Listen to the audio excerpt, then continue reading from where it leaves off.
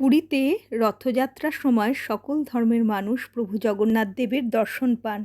তাই শালবেগ সেই সময় পুরীতে আসার জন্য ব্যস্ত হয়ে পড়েন এবং পুরীর উদ্দেশ্যে যাত্রা করেন। কিন্তু পথিমধ্যে তিনি অসুস্থ হয়ে পড়ায় পুরীতে পৌঁছতে পারেন না। এদিকে উল্টো রথের সময় গুন্ডিচা মন্দির থেকে শ্রীমন্দির আসার সময় রথের চাকা এক জায়গায় কাদায় আটকে পড়ে।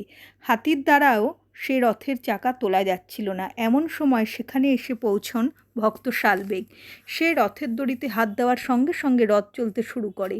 এরপর থেকে যেখানে রথের চাকা আটকে গিয়েছিল তার পাশেই কুটির নির্মাণ করে ভক্ত শালবেগ ভগবানের ভক্তিগীতি রচনা করতে থাকেন।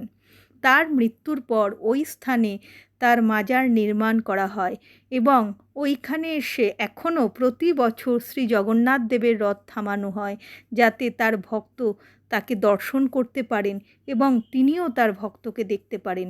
একেই বুঝি বলা হয় ভক্তের ভগবান।